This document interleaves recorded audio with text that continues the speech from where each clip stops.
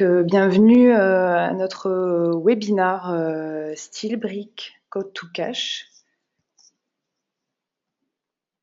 Je suis Élodie Loiseau, responsable marketing pour Devenson et je suis avec Sylvain Ardouin, consultant Devenson. Bonjour. Aujourd'hui, vous allez découvrir la solution SteelBrick Code to Cash à travers une démonstration qui vous sera faite par Sylvain. Donc, je vais démarrer par une présentation de Devenson.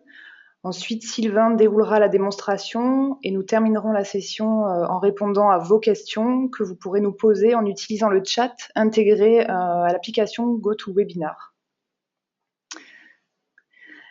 Quelques mots sur Devenson. Devenson est un pure player et partenaire Gold de Salesforce, c'est-à-dire que nous ne faisons que du Salesforce. Les consultants Devenson accompagnent leurs clients dans l'intégration de l'ensemble des solutions proposées par l'éditeur, mais aussi de quelques acteurs de l'écosystème comme SteelBrick.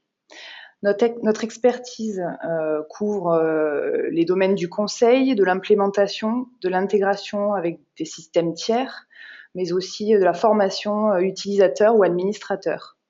En 5 ans d'activité, Devenson a déployé un peu plus de 550 projets Salesforce pour 160 clients et notre équipe est basée à Paris et Aix-en-Provence.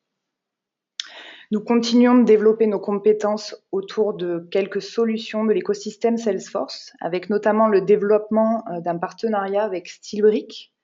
Et nous sommes très fiers aujourd'hui de vous annoncer que Devenson est le premier partenaire certifié SteelBrick en Europe. Nos consultants ont accompagné plusieurs clients dans la mise en place de la solution de CPQ, donc Configure Price Quote, comme Supersonic Imagine, une entreprise internationale dans le secteur de l'imagerie médicale, ou encore Omnitech Security, éditeur de solutions de sécurité, pour n'en citer que quelques-uns. Voilà, donc aujourd'hui nous sommes prêts à vous accompagner aussi sur vos futurs projets SteelBrick. Donc je vais maintenant passer la parole à Sylvain pour la présentation de la solution. Merci Élodie.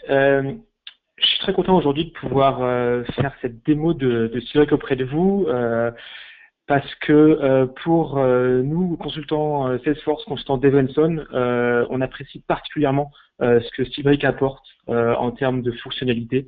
C'est une solution qui est vraiment complémentaire au standard Salesforce, qui va arriver soit en complétant des fonctionnalités existantes qui peuvent avoir quelques manquements côté Salesforce, par exemple les devis, ou alors en apportant de nouvelles fonctionnalités, par exemple au niveau du configurateur de produits et de la facturation. En plus, comme la plupart, comme toutes les solutions qu'on préfère sur Salesforce, celle-ci est 100% force.com. Je vais démarrer par une simple slide d'introduction pour bien illustrer le périmètre qui est couvert aujourd'hui par la solution SteelBrick et que je vais essayer de vous montrer dans la démo. Sachant qu'on a dû faire des choix pour la démo puisque le périmètre est très large, on a assez peu de temps pour lancer ce webinaire. Donc j'espère que ce que je vais vous montrer va vous permettre au moins de comprendre quelles sont les grandes fonctions qui sont couvertes et à vous projeter dans l'utilisation de SteelBrick, dans votre plateforme actuelle ou dans votre future plateforme. Les différents processus qui sont couverts par SteelBrick, on va d'abord trouver la partie configuration des produits et des services. Là, il s'agit en fait d'aider les équipes commerciales dans la sélection de produits et de services à travers un configurateur que je vais vous montrer. On va pouvoir, dans une deuxième étape, facilement intégrer des règles de pricing et générer des devis qui sont beaucoup plus personnalisés et complexes et avancés que ce qu'on va pouvoir avoir dans les standards Salesforce. On va pouvoir contractualiser et générer des commandes et par la suite, on va pouvoir facturer ces commandes, réaliser du recouvrement, encaisser et on va pouvoir analyser les revenus et clôturer donc l'exercice. Je vais passer directement sur la plateforme. Je ne vais pas réintroduire l'ensemble des éléments Salesforce. Je me trouve là sur un compte et en fait, je vais aller au niveau des opportunités Je vais prendre une opportunité. Donc là, j'ai une casquette de commerciale. J'ouvre une nouvelle opportunité. Celle-ci, elle est complètement vierge. Pour l'instant, on réalise qu'on démarre sur une nouvelle opportunité qui ne contient aucune information. Dans le cadre de Cydric, tout va partir du devis. Donc, on va cliquer sur créer un nouveau devis. Là, l'outil, alors, on va rentrer des informations sur le devis, notamment le contact principal. Là, je veux inclure une lettre de couverture dans ce devis. Je vais pouvoir lui donner un titre, un message d'introduction sur plusieurs lignes et une note auprès de la personne qui va recevoir ce devis. Donc, je clique sur enregistrer. À ce niveau-là, on va automatiquement me proposer de choisir une catégorie de prix qui serait liée à l'opportunité. Et finalement, j'arrive sur cette page qui est la page du configurateur de Cydric. Alors, pour cette démonstration, on a choisi de faire un fonctionnement par groupement de produits. Alors, ce qu'il faut savoir, c'est qu'il y a beaucoup de solutions différentes de présentation et d'organisation des produits qui peuvent être envisagées avec Cydric. Mais cette solution, on l'a choisie parce qu'on peut pouvoir vous démontrer toutes les différentes solutions et manières possibles d'ajouter des produits et d'aider les commerciaux à ajouter des produits sur une opportunité. Le premier groupe, je vais simplement l'appeler. Alors, on est dans l'électronique aujourd'hui. On va vendre des contrôleurs, des onduleurs. Alors, je vais simplement vous montrer la partie liste. Donc là, j'ai une liste de produits. Alors, je peux ajouter des images. Je vais pouvoir filtrer cette liste sur la partie droite. Là, je veux ajouter des contrôleurs. Donc, je choisis ma famille contrôleurs et je vais ajouter des contrôleurs. Donc là, on est juste sur la fonctionnalité de sélection de produits sur une liste. Une deuxième fonctionnalité qu'on va pouvoir utiliser, et je vais appeler ce groupe-ci onduleur, c'est la vente guidée. La vente guidée, ça va permettre d'aider le commercial dans le choix des produits qui seront ajoutés à l'opportunité en lui posant un ensemble de questions. Donc là, on a des questions liées à l'électronique, puisqu'on est dans le domaine de l'électronique. On va demander à Cydric de nous suggérer un produit. Bon, il y a un seul produit qui match. Je le sélectionne, c'est parfait, je suis allé très vite dans ma sélection de produits. Donc c'est une deuxième méthode qui peut être utilisée pour ajouter un produit sur un devis. Je vais vous montrer une troisième méthode pour ajouter par exemple mon service d'installation qui va être d'ajouter un lot ou un package de produits.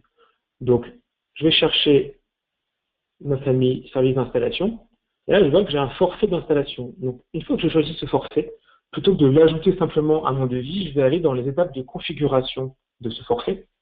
Donc nous, on a configuré deux onglets, un onglet main d'œuvre et frais et un onglet options. Et je vais pouvoir aller de l'un à l'autre, ajouter mes produits. Et à ce niveau-là, ainsi qu'à tous les autres niveaux de la configuration de mes produits, je vais pouvoir ajouter des règles qui sont des règles d'inclusion et d'exclusion. Typiquement, à ce niveau-là, ma journée d'intervention est obligatoire. Quand j'installe un forfait, il faut au moins une journée. Alors là, je vais en mettre titre. Le forfait de déplacement, il est soit en région, soit en Île-de-France. Donc là, vous ne voyez pas, mais si j'essaie de cliquer sur Île-de-France, je ne peux pas, puisque c'est l'un ou l'autre. Donc là, je vais sélectionner un forfait de déplacement en Île-de-France uniquement. Et finalement, voilà, les options. Là, on pourrait s'imaginer différentes options. On pourrait s'imaginer encore d'autres différents onglets. Donc, je vais choisir cette option. Je vais cliquer sur enregistrer. Et là, mon devis sera mis à jour des différents éléments qui constituent ce forfait. Je vais rentrer, je vais ajouter un dernier groupe et ensuite je rentrerai dans le détail de cette fenêtre sur comment sont calculés les prix, etc. Le dernier groupe que je vais vouloir rajouter, ce sera par exemple un contrat de maintenance. Ça va me permettre de vous montrer comment est-ce qu'on facture des abonnements. Donc, je cherche ma famille de produits abonnement mensuel, hop, je choisis mon contrat de maintenance et je l'ajoute à mon opportunité. Ok, donc à ce niveau-là, j'ai choisi l'ensemble de mes produits qui constituent mon opportunité. Ce qu'on va retrouver sur cette page, bon, c'est le code produit, donc du produit de l'image, la quantité, donc par exemple les onduleurs, je vais en vendre 20. On a un prix catalogue, qui est le prix de notre pricebook, de notre catalogue de prix Salesforce. On a un prix négocié. Le prix négocié, c'est en fait un ensemble de règles qu'on va définir au niveau du compte pour indiquer quels sont les produits ou bien les familles de produits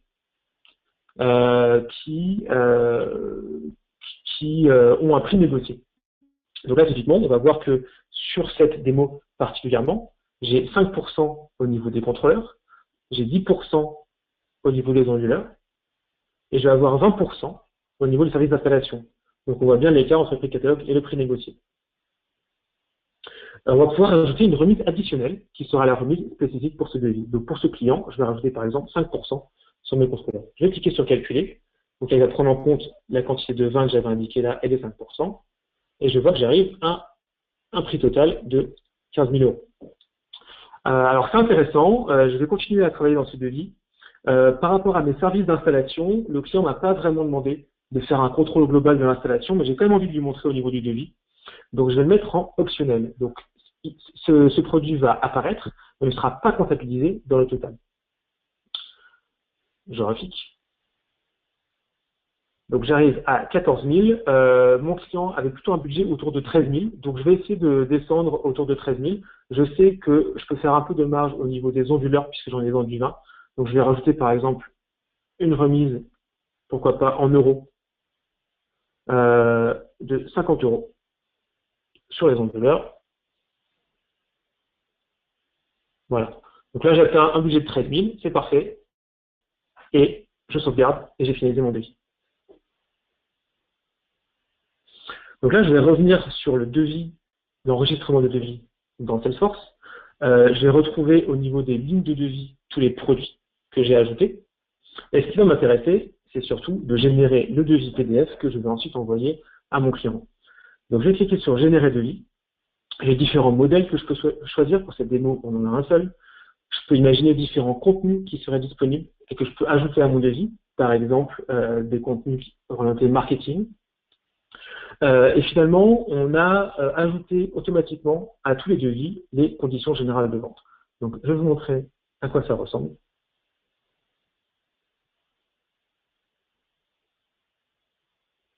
Donc, on va retrouver en première page ma page d'accueil, puisque j'ai sélectionné que je souhaitais une page d'accueil. Sur cette page d'accueil, on retrouve bien des informations qui sont liées à Devenson. On va retrouver le titre que j'avais saisi tout à l'heure, ainsi que le message d'introduction, la note que j'avais saisi tout à l'heure. Alors, bien entendu, tout ça, c'est entièrement customisable. On va retrouver à ce niveau-là l'ensemble des produits que j'ai ajoutés, avec la quantité, le prix unitaire et ce total. Le montant total, mon contrat de maintenance pour son premier mois.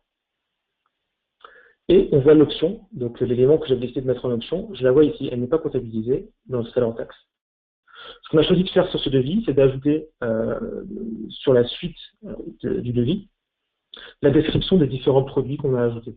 Donc là, produit par produit, on va avoir une description complète et détaillée, voilà, des différents produits. Et finalement, on retrouve à la toute fin nos conditions générales de vente, telles qu'on a souhaité les apposer au devis. Donc ça me va bien ce devis-là, je vais l'envoyer au client. Donc là, je viens de vous montrer comment en environ 10 minutes, j'ai créé un devis complexe avec différents éléments. Et je vais l'envoyer à mon client. Donc là, on est dans du standard Salesforce, on va choisir un modèle de devis, et je l'envoie, ça y est, mon devis est parti. Je vais retourner sur mon enregistrement de devis. Là, ce qu'on va pouvoir faire, ça c'est un peu comme dans le standard Salesforce, c'est suivre le statut d'avancement de ce devis à travers ces différentes étapes, jusqu'à l'étape acceptée par le client. Je vais passer ce devis en accepté, et je vais revenir sur l'opportunité. Cette opportunité, ce que je vois dans un premier temps, c'est que comme mon devis a été synchronisé, l'ensemble des produits que j'ai sélectionnés se retrouvent bien au niveau de l'opportunité. Le montant de l'opportunité aussi est bien ISO avec ce que j'ai identifié au niveau du devis. Mon devis a été signé, je passe cette opportunité en gagné, et c'est là que s'arrête normalement, mon travail de commercial. En revanche, ce qui va démarrer maintenant, c'est le travail d'administration des ventes ou d'équipe finance au niveau de la gestion de la commande et de la facturation. Donc, ce qu'on va retrouver dans SteelBrick, c'est qu'une fois, donc là, on a fini la partie configure, price et quote, et on va basculer dans la partie begin pour finir un peu la partie quote to cash.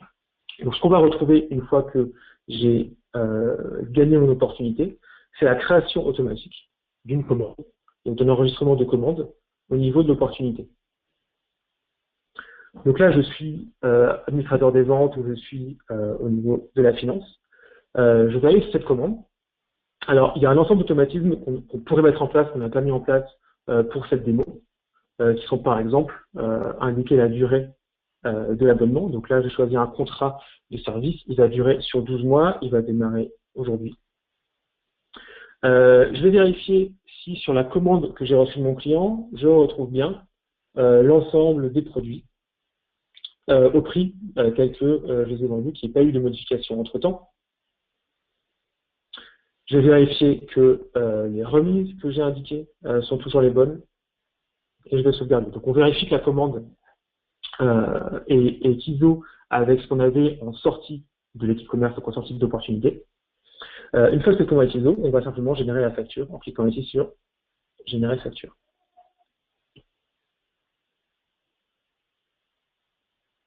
Alors là, forcément, j'ai dû rater une étape à ce niveau-là.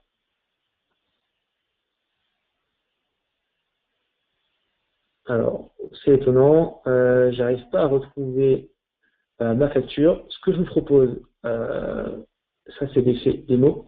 Heureusement, j'ai d'autres commandes sur lesquelles j'avais déjà généré une facture. Et donc, vous m'excuserez, je vais basculer directement sur une ancienne commande. Voilà.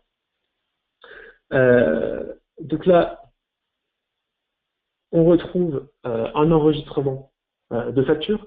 Sur cet enregistrement de facture, on va retrouver l'ensemble des lignes de facture qui correspondent à ce que j'ai vendu.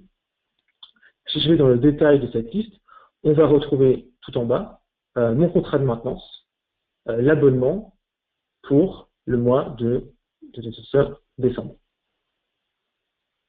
Je reviens sur ma facture. Alors, au niveau des factures, ce qu'on va pouvoir faire, c'est saisir des paiements. Il y a différentes manières de saisir un paiement. Soit on va pouvoir utiliser cette URL et l'envoyer directement au client. Donc, c'est une URL de paiement en ligne. Le client peut saisir son numéro de carte. On va pouvoir prendre un paiement directement en ligne à travers le terminal virtuel. Donc à ce niveau-là, on va demander le numéro de carte bancaire du client et pouvoir prendre des paiements directement en ligne. On va pouvoir s'interfacer avec des outils de prélèvement et on va pouvoir rentrer des paiements manuellement. Typiquement ici, ça tombe bien puisque je suis reparti sur une commande que j'avais déjà faite et un paiement que j'avais déjà fait. Donc là, je vois qu'il y a un paiement de 5 000 € qui a été réalisé. Si je vais dans le détail de ce paiement-là, je vois que c'est un paiement qui a été réalisé par chèque et j'ai le numéro du chèque. Ce qui veut dire que cette facture, elle est, alors désolé pour le manque de traduction, elle est en partiellement payée. Donc c'était une facture de 17 000 €, j'ai payé 5 000 €, il en reste 12 000. Donc de cette manière-là, je vais pouvoir tracer pour l'ensemble de mes factures, donc pour l'ensemble de mes commandes, les factures émises et pour l'ensemble de mes factures, les paiements reçus. Je vais vous montrer quand même à quoi ressemble une facture générée par l'outil. Alors là, je triche un peu puisque j'ai désactivé mes mails. Normalement, je la reçois par email, j'ai désactivé. Donc voilà, donc là, il y a une facture tout simple qu'on a reçue. On retrouve bien les différents éléments qu'on a vendus, les vins onduleurs, etc. On retrouve bien le contrat de maintenance sur le mois de décembre, donc qui est payé mensuellement, avec le grand total. Ce qu'on va pouvoir faire aussi à ce niveau-là, c'est générer des factures automatiquement. Donc on va mettre en place des batchs de facturation. Ces batchs de facturation vont pouvoir tourner tous les jours ou alors à un jour précis chaque mois. Ils vont parcourir l'ensemble des commandes et générer les factures sur l'ensemble des commandes qui sont pertinentes. Donc, typiquement, si je retourne sur ma commande, sur cette commande-là, j'ai vendu un abonnement de service qui doit être facturé mensuellement. Alors, là, je vais vous générer une facture ad hoc. Je vais générer par exemple la facture du mois de février. Donc, je crois que la date anniversaire du contrat, c'est le 24 février. Non. Alors, on va prendre à partir de mars. Je l'ai déjà généré. Là, la facture pour février a déjà été générée. Je vais la générer à partir de mars. L'objectif, c'est de vous montrer. Bon, je n'arrive pas à générer celle-ci non plus, c'est pas grave. Heureusement, je l'avais déjà généré une au préalable. L'objectif, c'est de vous montrer que on va pouvoir générer automatiquement d'autres factures à partir de cette commande qui correspondent au contrat de service qui a été vendu. Donc là, typiquement, on se retrouve avec une facture qui va couvrir 2 mois d'abonnement. C'est pour ça que j'ai pas réussi à faire tout à l'heure. J'avais déjà facturé jusqu'à février. On a une facture qui va couvrir l'abonnement de 2 mois, donc de janvier et de février, donc qui correspond à un prix de 199 € mensuel, x 2.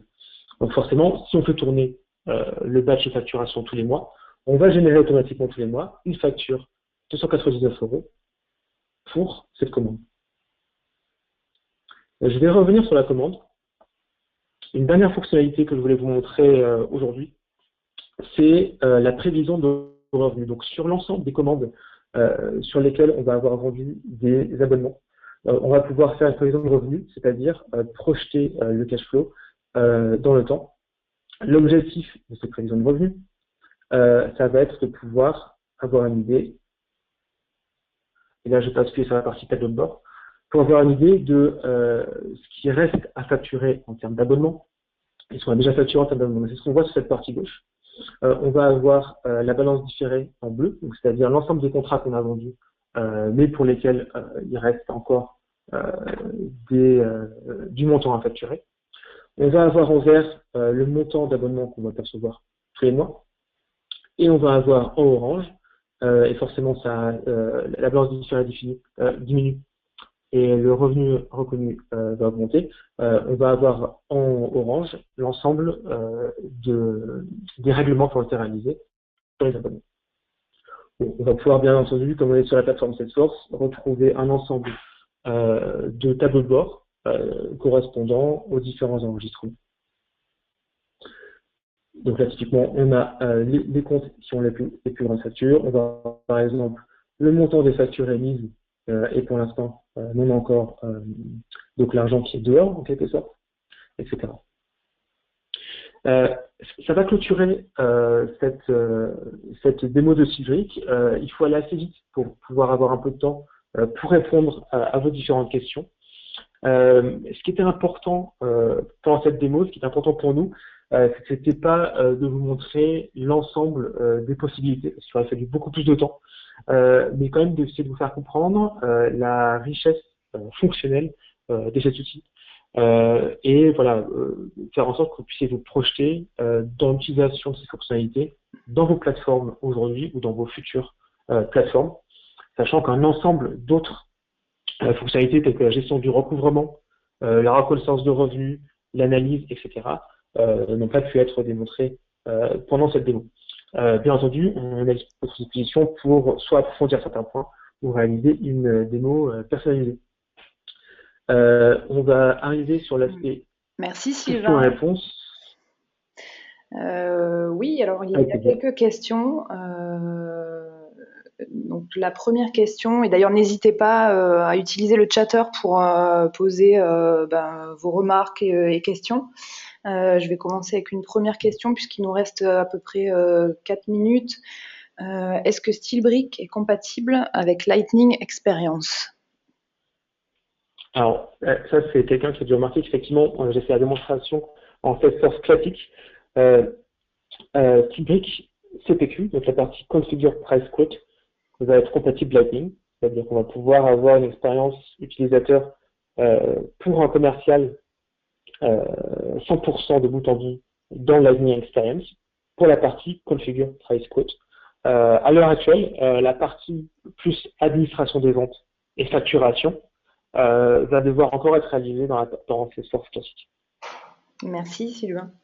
J'ai une seconde question. Est-ce que la solution utilise les objets standards Salesforce? Si oui, lesquels?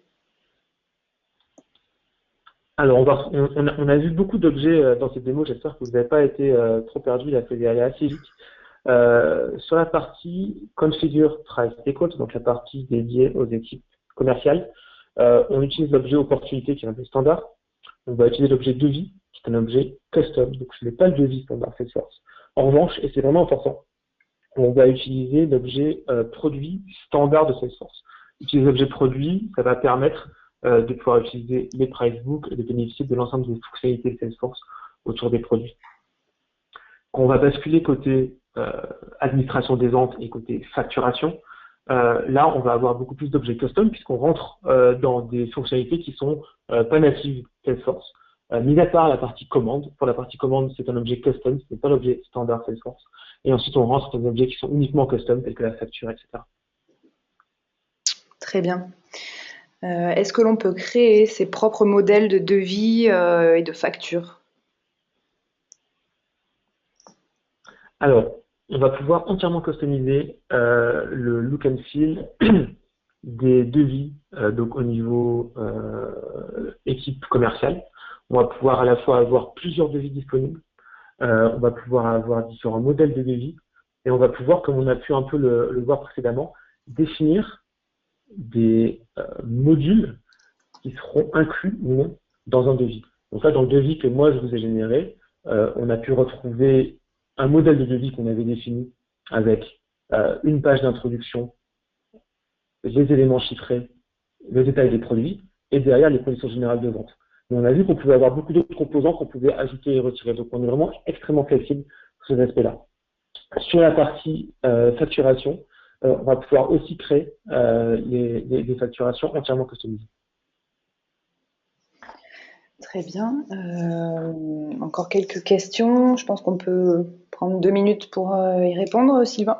Je ne sais pas ce que tu en penses. Est-ce que l'on peut faire de la facturation basée sur la consommation? Oui, alors, oui, absolument. On va pouvoir réaliser la facturation par rapport au consommateur, absolument. Très bien. Est-ce que je peux... Oui. Vas-y, pardon. Excuse-moi, continue. J'allais dire, est-ce que je peux automatiser l'envoi de factures? Oui, alors effectivement, on va pouvoir créer des batchs de facturation qui vont tourner à fréquence régulière, donc soit à un jour spécifique. Alors, je vais revenir au début. Sur chaque commande, on va définir le jour à laquelle la commande sera facturée. Parfois, un client va avoir un jour préféré de facturation. Parfois, vous allez vouloir facturer tout le monde le même jour. Ou alors, simplement la date anniversaire. Là, j'ai fait des contrats à partir du 23. En fonction de ça, on va définir des règles qui vont tourner soit tous les jours, soit à une date précise. Je vois aussi des questions sur le GoToWebinar. Une question concernant le workflow de validation des devis. Alors, on est sur la plateforme Salesforce, donc on est en 100% standard Salesforce. Ça veut dire qu'on peut profiter, on peut bénéficier de toutes les fonctionnalités, tous les outils mis à disposition par Salesforce. Donc, ça comprend les workflows, ça comprend les règles de validation. Donc, on peut, au niveau d'un devis, mais même au niveau, à d'autres niveaux, dans tout ce que je vous ai montré, avoir des workflows de validation, sans problème. Il y a encore pas mal de questions. Il est 17h59. Est-ce qu'on décide de poursuivre la discussion sur un groupe chatter? Oui, je vais peut-être en prendre une dernière si j'arrive. J'ai un parallèle avec des pneus. Alors c'est vrai que l'électronique, c'est pas très parlant.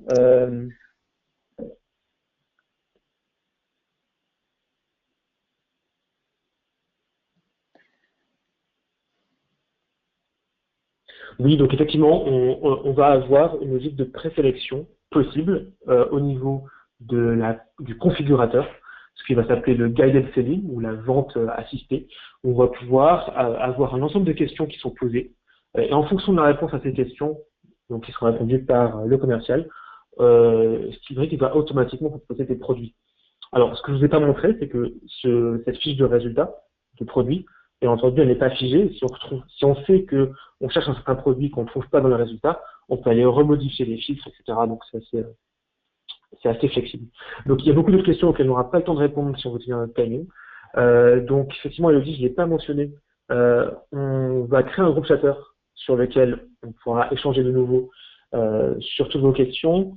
On va aussi diffuser l'enregistrement de ce webinaire si voilà, vous n'avez pas raté le début ou si vous voulez le partager. N'hésitez pas à nous contacter pour plus d'informations par rapport à Steelbrick et retrouvez-nous le 3 décembre pour notre webinaire Pardot. Donc le prochain webinaire d'Evenson, c'est Pardot, le 3 décembre à 11h30. Voilà, si vous souhaitez vous inscrire, je vous invite à nous retrouver sur le site web de Devenson, www.devenson.com, rubrique actualité, et vous verrez la page web sur le webinaire où vous pourrez vous inscrire. Voilà. Écoutez, je vous remercie. Merci Sylvain. Merci à tous. Merci Olivier, bonne soirée.